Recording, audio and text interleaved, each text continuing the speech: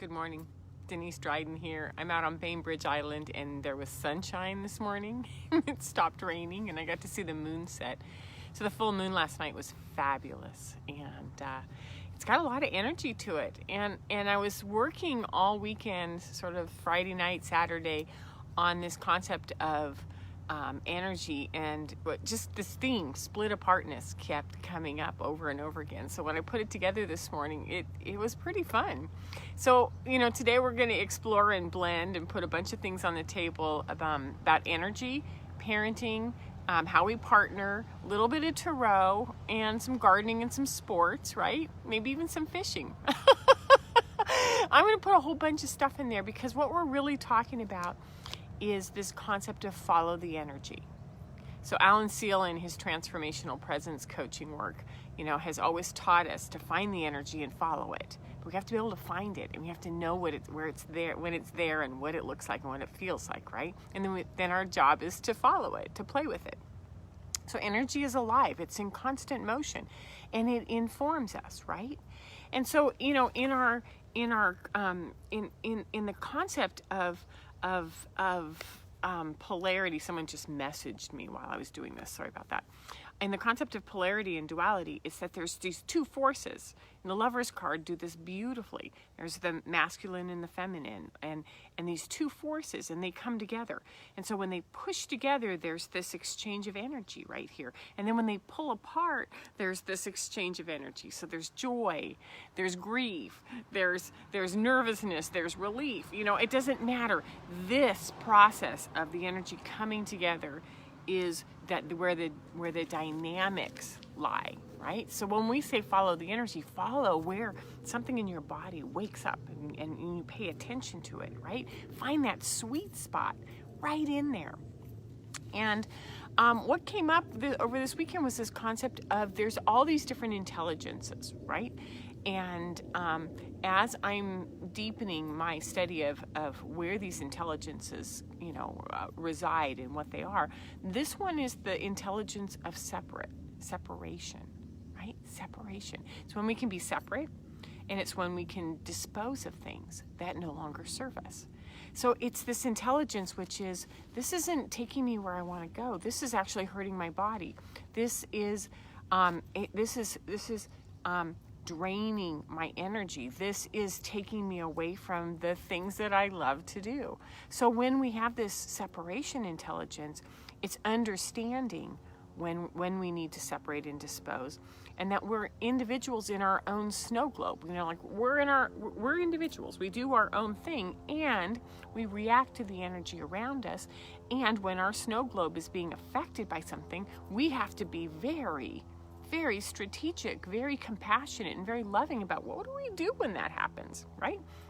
So in order to understand the concept of the joy of energy and the joy of joining, we have to first be able to understand the concept of separation, right?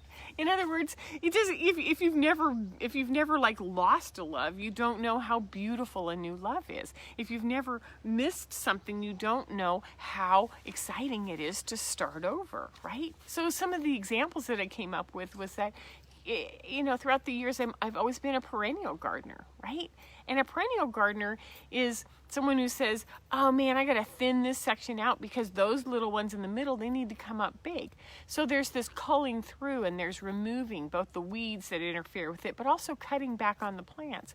It's the way we prune our fruit trees in the fall so that when they bring new branches, those new branches have new energy. I was thinking about the sports analogy that teams are different depending on who their leaders are, depending on who their talent is. And, a good coach and a good leader builds around the strengths of their team members, and then sort of lets go of some people that don't agree or don't cooperate with that, and then brings new team members in that will support this. So we have this whole drafting session, we've got all of this in sports around how do we cull through and get rid of that no longer serves us and moves us forward. And I was thinking about this concept of fishing. I love to get a fly rod and then just sort of go down to a little creek or a small river and play with it, and then go like, yeah, I think I'm going to go up there, and then I'm going to go up there, and I follow where I think the fish are. I don't stand in one spot and go, this is the place that I said I was going to fish, and this is, if the fish aren't here, then there's something wrong. I go find the fish, and I play with it, and I look at the nibbles, and I go, oh, I think it's going to be up there. The other part is, when we're cooking, I always start with the basic recipe, and very rarely do I hold to it.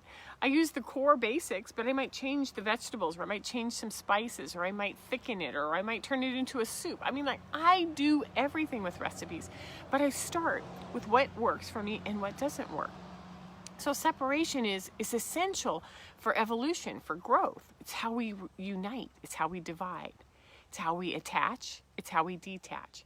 It's how we can separate so that we can recombine. It's a growth model, right? And this is pervasive in everything. So how does this relate to parenting and partnering, right? This is getting scary now because we're thinking, oh my gosh, how do we cut through things? Many of our relationships were founded on the energy of joining, of blending. Like I fell in love with him. I fell in love with her. This is my relationship, right? And I'm going to build an entire life around that. And because, when it's new, it's intoxicating. It has your attention. And you're like, oh, and we could get a house, and we could do this, and we could do that. And we start to anchor in. And if we anchor it too far in, we start to move in the opposite direction of that intoxication, of that energy, of that newness, right? And then, as human beings, we have over centuries and millennia built institutions that hold some of these things in place, whether it's our religions, in our rituals, it's our marriage contracts, it's the way we educate our children, it's the way we manage our businesses and corporations. These are all the way we run our government. These are all very solid institutions that were designed to have some flexibility in it, but actually to hold. And we're coming up on a period of time where it's like, I don't know if I can hold these in place anymore, because how am I supposed to follow the energy and hold? Follow the energy and hold. These are not compatible concepts. So when we hold to old cultural norms, it dulls our energy. It is even sometimes designed to control our energy so that we don't get these bursts, these nuances of energy. We can't follow them, right? So we become very dulled and very pathetic and sheep, right? So we follow and we follow. And we're seeing a lot of kids right now who are going, I'm not doing that anymore. Whatever you thought you were doing in school isn't working for me, and I'm not going to do that, right? So as we see this new energy coming and evolving, we notice that we're at this crucial time in our world where we're being asked to split apart things that no longer serve us. We're being asked to use our separation intelligence and cut off and cull through that which no longer serves us. So what we're doing is we're dislodging and we're dismantling and we're releasing ourselves from some of the old grips. And there's an incredible amount of tension as we're doing this. We could say the entire world has gotten full of chaos. And what we're really doing is we're going through the growth model and we're starting to expand into something new, right? Because what we want to do is there's always the creativity of something new when we let go. If we hold, and it starts to get stifled. When we open up, something new happens. That's the creative process. That's the energy. So as usual, what we do is we talk about tools on this. And so we know how to bring things into form, and we know how to hold them. We know how to build. We know how to add to it. We know how to enhance and remodel and adapt it, right? What we're being asked to do now is to be open and flexible, responsive, receptive, and fluid. These are not easy things to go to after we've been so solid for so long. So tool number 1 is observation. What are you noticing? And how are you noticing? Are you noticing from like, and then they did this, from judgment, from anger, from fear? Or are you noticing from curiosity, like, and then he's going to do this? It's really fun to watch a toddler try to break boundaries. They try this and then they back up and they think, and they come around. Teens do this too. It's my favorite. And then I'm going to try this strategy. And then and you can just smile and go, man, your brain is so amazing the way you will come at things. Are you able to see this in your parenting, in your partnering? Are you able to see this with your friends? Like, are you noticing what they're doing? Number 2 is sense of humor. You've got to let yourself laugh and wonder about this, right? I noticed this and I wonder. I noticed that you keep going after mom, and I wonder if you think that I'm the strong one and she's the weak link. That's such a great strategy. How's that working for you? And so, be able to use these strategies of laughter and humor, right? The third one is to seek clarity, like really clarity. Go, pattern, pattern, pattern. Oh, or event, event, event. I just saw a pattern there, and I can see what's happening with that, right? So if we, are we looking for patterns in fear? Oh no, it's coming this way. Or are we looking at it from a release of fear and a release of judgment? So that there are no, nothing that we attach to it that says it's right or wrong or good or bad. It's just that we're seeing repetitive issues. And then we analyze and we trust all of our intelligences, all of them, especially our separation intelligence, which is, these are all symptoms of saying I need something more and I'm too stifled. I can't access the energy in my body when I'm here. 4, good communication. Talk about what you're noticing. Use this great term, I notice and I wonder. I notice and I wonder. And talk about ways of freedom and expansion. And get used to saying, hey, when I do this, I feel energy. When I do this, I don't. And start to bring the energy model into your dialogue. Number 5, give permission. Give permission for growth, for change, for us to be able to explore, to experience, to let go of something, to try something new. Give your child, permission to quit a team, to stop doing something.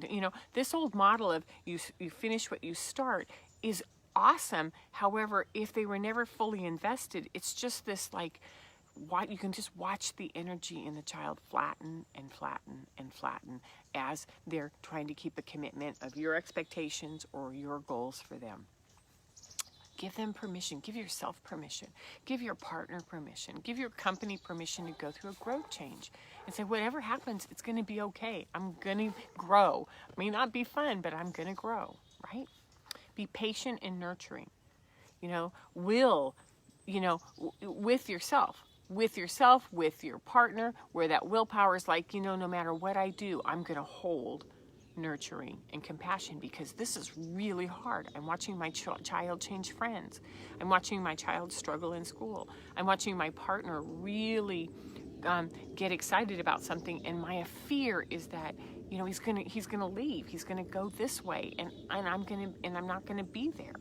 And so notice that there's patience and nurturing, which is I have to see how this goes, and I have to decide how far or what I'm able to keep being flexible with, because there's times when we think we're being really flexible and we're just getting more and more and more stressed, and then when we let go, it's like an entire burst of energy comes in.